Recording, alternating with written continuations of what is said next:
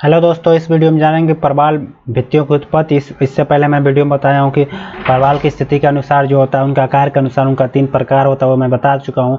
आज जो दो प्रकार था वो उनकी स्थिति के अनुसार था कि एक तो था मतलब किसी द्वीप के करीब में रहते हैं, एक जो था वो उष्णकटिबंधीय जो जो क्षेत्र होता है उसमें प्रवाल पाए जाते हैं। तो सामान्य तौर पर ये उष्णकटिबंधीय में पाया जाता है, ज़्यादा गर्मी न ज़्यादा ठंडी। तो चलो जानते हैं प्रवाल भित्तियों की उत्पत्ति सिद्धांत जो है इसके बारे में। तो प्रवाल भित्तियों की उत्पत्ति एक जटिल समस्या है जिनके समाधान के लिए परस्पर विरोधी सिद्धांतों का प्रतिपादन किया गया है। यदि इन सिद्धांतों का मंथन किया जाए तो स्पष्ट हो जाता है कि इनका प्रतिपादन 2 प्रमुख आधारों पर किया गया है। प्लेस्टोसीन सागर तल में परिवर्तन तथा स्थलखंड में स्थिरता। स्थलखंड की स्थिरता में 3 दशाएं व्यक्त की गई है: स्थिर स्थलखंड, अवतलित होता हुआ स्थलखंड तथा ऊपर उड़ता हुआ स्थलखंड। प्रवाल भित्तियों में तटीय भित्ति की उत्पत्ति तो सरल है, परंतु अवरोधक भित्ति तथा एटाल की उत्पत्ति जटिल है। कारण यही है कि जो अवरोधक होता है, विश्व का सबसे बड़ा जो प्रवाल भित्ति अवरोधक प्रवाल भित्ति में पाई जाती हैं। और उसके बाद से जो एंटाल जो होता है, ये घोड़े के नाल का समान होता है। तो इसकी इन दोनों प्रवाल की आखिर में निर्माण कैसे होता है, इसको लेकर बहुत जटिलता पाई जाती है, विद्वान कंफ्यूज हो जाते हैं। लेकिन जो सामान्य तट के सहारे जो प्रवाल निर्माण होता है वो एकदम आसान है, वो कोई भी समझ सकता है। तो इसी टॉपिक के 2 चीज़ को लेकर मैं आगे आपको सिद्धांत बताऊंगा। जो सिद्धांत है, तो इनकी उत्पत्ति से संबंधित सिद्धांतों को 2 वर्गों में बांटा जा सकता है। पहला अवतलन सिद्धांत, दूसरा स्थिर सिद्धांत। तो अवतलन सिद्धांत और स्थिर जो सिद्धांत, इसके बारे में मैं आपको बताऊंगा अभी। तो प्रथम वर्ग के अंतर्गत जो है, अवतरण सिद्धांत के अंतर्गत जो है डार्विन का सिद्धांत सर्वाधिक महत्वपूर्ण है। द्वितीय वर्ग के अंतर्गत मरे और अगासी और डेली के सिद्धांत उल्लेखनीय है। तो देखो, ये अवतरण जो सिद्धांत, इसमें डार्विन का सिद्धांत सबसे सर्वाधिक मतलब अच्छा माना जाता है। और उसके बाद से जो द्वितीय है स्थिर स्थल सिद्धांत है, इसमें मरे और अगासी और डेली का जो सिद्धांत है ये थोड़ा उल्लेखनीय माना जाता है, उतना इंपॉर्टेंट नहीं। चलो जानते हैं हम इनके सिद्धांतों के बारे में। स्टार्ट करते हैं डार्विन का अवतरण सिद्धांत। तो देख लो यहाँ पर चार्ल्स डार्विन ने अपने सिद्धांत का प्रतिपादन 1837 में किया। तो ये याद रखना, देखो 1837 ये जरूरी याद रखना किसने किया, चार्ल्स डार्विन ने। तो याद रखना प्रवालक सिद्धांत में इनका एक क्वेश्चन पूछता है ऑब्जेक्टिव में, ठीक है। किंतु 1842 में उसमें संशोधन किया, जो सिद्धांत दिया उसमें संशोधन किया। डार्विन ने प्रवाल भित्ति के अध्ययन के बाद पाया कि यद्यपि प्रवाल छिछले सागर में ही जीवित रह सकते हैं, तथापि उनसे निर्मित भित्तियां अत्यधिक गहराई तक पाई जाती हैं। तो भित्तियां मैं आपको पिछले ही वीडियो में बता चुका हूं, आप जाकर देख सकते हैं पहले शुरुआत में, जहां पर प्रवाल किसी भी हालत में जीवित नहीं रह सकते हैं। तो इस विरोधाभास को दूर करने के लिए डार्विन ने बताया कि जिस स्थल या द्वीप के साथ प्रवाल भित्ति बनती है वह स्थिर नहीं होता है, वरन उसमें क्रमशः अवतलन होता रहता है, अर्थात वो नीचे जाता रहता है।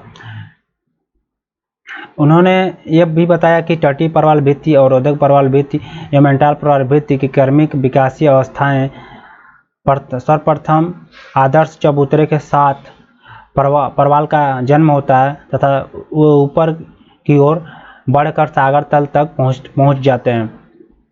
तो जो चबूतरा होता है वो लगभग मैं जहाँ तक बता रहा हूँ आपको 100 मीटर की गहराई तक चबूतरा होना चाहिए, जहाँ से प्रवाल अपना जो है घर बसेरा करते हैं, वहाँ से ऊपर की ओर बढ़ने लगते हैं। उनकी जो घर बसेरा कब समाप्त होता है, मतलब उनकी घर बनाने की जो क्रिया कब समाप्त होती है, जब वो सागर मतलब पानी से ऊपर ना आ जाए, तब तक ये क्रिया चलती रहती है। तो इन्हीं की लंबाई को ही हम क्या कहते हैं, प्रवाल भित्ति कहते हैं। जो एक लंबा सा देखेंगे एक चट्टान के रूप में अवरोध खड़ा हो जाता है समुद्र में या सागर में, छिछले सागर में, ठीक है। तो जन्म होता था वे ऊपर की ओर बढ़कर सागर तल तक पहुंच जाते हैं, जिस कारण तटीय प्रवाल भित्ति का निर्माण होता है। इसके बाद स्थलखंड में अवतलन हो जाता है, जिस कारण प्रवाल अधिक गहराई में पहुंच जाते हैं। परिणाम स्वरूप जीवित रहने के लिए तथा अपने भोजन को एकत्रित करने के लिए इनमें ऊपर तथा बाहर की ओर तेजी से वृद्धि होती है।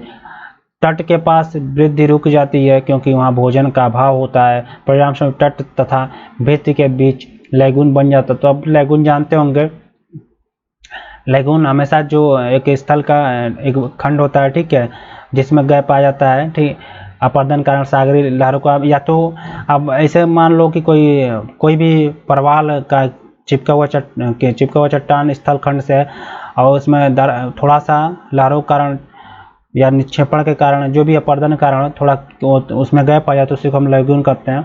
तो अलग हिस्सा होता है। देखो यहाँ पर बता भी रहा है कि परिणाम समय तट तथा भित्ति के बीच में लैगून बन जाता है।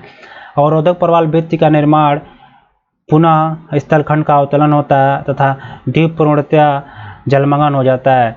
उसके चारों ओर वलयाकार प्रवाल भित्ति एंटाल का निर्माण हो जाता है। स्थलखंड का निरंतर अवतलन के बावजूद लैगून की गहराई बढ़ने नहीं पाती है, क्योंकि उसमें निरंतर अवसाद का जमा होता रहता है। ठीक है, अब आगे जानते हैं। देखो ये फिर से बता रहा हूँ, अवतलन जो हो रहा है धंसाव हो रहा है। ठीक है, डार्विन के सिद्धांत के पक्ष में कई प्रमाण मिलते हैं। लैगून के निरंतर छिछला बना रहना स्थलखंड का अवतलन को इंगित करता है। यदि स्थलखंड स्थिर रहता तो निरंतर जमाव के कारण लैगून भर जाती। दूसरा है प्रवाल भित्ति वाले द्वीपों के किनारे पर क्लिप की अनुपस्थिति स्थलखंड के अवतलन को प्रदर्शित करती है, क्योंकि क्लिप केवल स्थिर तट के सहारे ही पाए जाते हैं। तो क्लिप आप जानते होंगे, अगर नहीं जानते तो आप जाकर सर्च करके देख लीजिएगा। ठीक है, क्योंकि मैं इस चैप्टर में बस प्रवाल ही बताऊंगा, प्रवाल भित्तियाँ क्या होती हैं। नेक्स्ट आता है आपका तीसरा, देखोगे ये तीसरा है प्रशांत महासागर में जिन भागों के सहारे उथिल पुलिन पाई जाती हैं उनके सहारे प्रवाल भित्ति या अवरोधक तथा एंटाल का पूर्णतः अभाव है। चौथा है एंटाल युक्त द्वीपों के ऊपरी भाग अत्यधिक खड़े ढाल वाले होते हैं। इस तरह का अत्यंत तीव्र ढाल पर्वतीय शिखर के ऊपरी भाग पर ही मिलता है। इससे स्थलखंड का अवतलन प्रमाणित होता है। पांचवा प्रवाल भित्ति की मोटाई ऊपर से नीचे की ओर बढ़ती जाती है, जिससे प्रमाणित होता है कि प्रवाल भित्ति का निर्माण अवतलित होते हुए आधार पर हुआ है। तो देखोगे आप यहाँ पर अवतलन के सिद्धांत के आधार पर प्रवाल भित्ति के विकास की अवस्थाएं हैं। तो ये देखो प्रथम अवस्था है। ठीक है, तो धीरे धीरे देखोगे आप यहाँ पर धंसाव होता गया है। तो देखो यहाँ पहले ये द्वीप था, फिर से ये अवतलन हो रहा, दूसरी अवस्था तीसरी अवस्था में और अवतलन हुआ है, इसका लैगून का निर्माण हो गया है। ठीक है, लैगून जो होता है छिछलानुमा गड्ढानुमा हो जाता है, गैप हो जाता है। ठीक है, जिसमें निक्षेपण होता रहता है इस स्थल से। फिर से यहाँ पर देखोगे डी में देखो एकदम पूरा ये डूब गया है लगभग, अब लगभग डूब गया। अब सी में देखोगे तो ये यहाँ पर नौका खेल रही है, मतलब ये डूब गया। एफ में देखोगे तो पूरा ये जो है डूब गया और यहाँ से प्रवाल भित्ति का जो है गहराई पर चले गए और फिर से ऊपर की ओर तेजी से अग्रसर हो रहा है। तो ये तीन विधि द्वारा बताया। अगर इनका ये विधि देखो इसमें, तो ये देखो यहाँ डार्विन के अनुसार प्रवाल भित्तियों का निर्माण A1 जो है बता रहे हैं, जैसे कि यहाँ पर आपको बताए हैं यहाँ पर। ठीक है, तो यहाँ पर मैं आपको बता रहा हूँ A1 जो है सागर तल और तटी प्रवाल भित्ति है। तो A1 जो है ये देखो A1 ये सागर तल है और तटी जो प्रवाल भित्ति है। ठीक है, ये सागर का तल और तटी प्रवाल भित्ति है। और उसके बाद से A2 जो है A2 अवतलन के बाद द्वीप का सागर तल या अवरोधक प्रवाल भित्ति है। तो ये जो है देखो ये अवतलन जब हो जाता है A2, ऐसे देखो ये अवतलन है। ठीक है, धंसाव के बाद का ये प्रवाल भित्ति है सागर तल से। अब A3 है जो है द्वीप के पूर्णतया अवतलन हो जाने पर सागर तल तथा एंटाल का निर्माण। तो यहाँ पर देखोगे यह सागर तल है यहाँ पर ये। ठीक है, तो द्वीप जब पूर्णतया अवतलित हो जाता है, ठीक है, जब अवतलन हो जाता है तो यहाँ पर एंटाल का निर्माण होता है। ठीक है, अवताल जो एंटाल होता है, एंटाल जो प्रवाल होता है उसका निर्माण होता है। और सागर तल सी लेवल देखो कहाँ पहुँच जाता है। तो पहला पर देखोगे आप तो सागर तल यहाँ पर था, फिर से उसका अवतलन होता गया, अवतलन होता गया, अवतलन होता गया। ठीक है, तो ये था आपका ये डार्विन का जो सिद्धांत है।